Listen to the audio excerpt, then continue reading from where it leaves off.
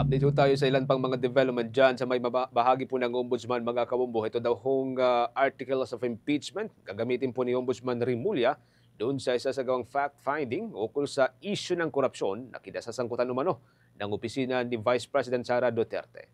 May update po dyan si Bombo Gran Hilario. Inihayag ni Ombudsman Jesus Crispin Boying Rimulya na kanyang di isasantabi na maikonsidera ang articles of impeachment kontra kay Vice President Sara Duterte. Ayon kay Ombudsman Rimulya, kanyang gagamitin ito upang magsilbing gabay sa mga basehang nakapaloob ukol sa mga isyong kinasasangkutan ng ikalawang Pangulo. Good guide anya ito sa gagawing pagsusuri o fact-finding na Ombudsman para usisain ang mga aligasyon ibinabato sa Vice Presidente. Base kasi sa articles of impeachment, kinakarap ni Vice President Sara Duterte ang mga pratang na betrayal of public trust, malversation of public funds, at iba pa. Well, it's serve as a good guide, I think.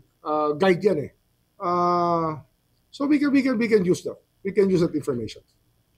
It's a guide for us to evaluate issues properly. Subalit, aminado naman si Ombudsman Boying Rimulya na hindi saklaw ng kanyang kapangyarihan na mapatanggal ang isang opisyal gaya ni Vice President Sara Duterte mula sa kanyang posisyon. Paliwanag niya, isang impeachable official ito kung kaya't impeachment process ang kinakailangang isagawa para mapatalsik sa opisina ang ikalawang Pangulo. Ang impeachable officer pwedeng maharap sa kaso, kaya lang hindi wala sa poder, wala sa kapangyarihan ng ombudsman na alisin sila sa opisina. Impeachable officer yan. Kaya impeachment pa rin ang proseso kung nais natin silang mawala sa opisina.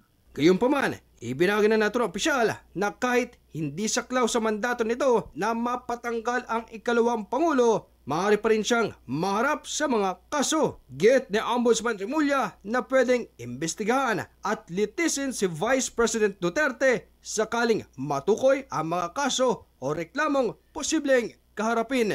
Ganun naman eh. Para yung senador din naman, tsaka congressman. Ano yan? Pwede talaga imbestigahan yan. Pwedeng maharap sa kaso, pwedeng masentensyahan. Basta ang korte magsasabi niyan. Ang pagkakaiba lang talaga, hindi mo sila pwedeng alisin sa kanilang mga opisina. Ang senador, sariling kapwa senador lang ang pwedeng mag-alis sa kanila. Ganoon din ang congressman. Ang mga kapwa congressman lang ang pwedeng magtanggal sa isang congressman. Dagdag pa rito, binigyan linaw ni Ombudsman Rimulya na hindi umano angkop ang gawaing pagsuspinde sa mga miyembro ng lehislatura. Naniniwalaan niya siya na limitado ang kapangyarihan ng posisyon at di kayang mag-utos ng suspension sa lahat ng pampublikong opisyal mula sa iba't ibang sangay ng pamahalaan. Pinag-uubayan na lamang raw ni Ombudsman Rimulya ito sa kanila nang naayon sa kung anong nakasaad sa konstitusyon. Hindi rin angkop yan sa judiciary. Sa legislature. I don't think it is within our power to suspend anybody na nandyan sa separate branch of government. We leave it up to them because they have their own rules. The Constitution provides them the leeway to make their own rules. Mula sa Office of the Ombudsman, ito si Bombo Gran Hilario, and this is Bombo Radio Philippines, the number one and most trusted source of news and information.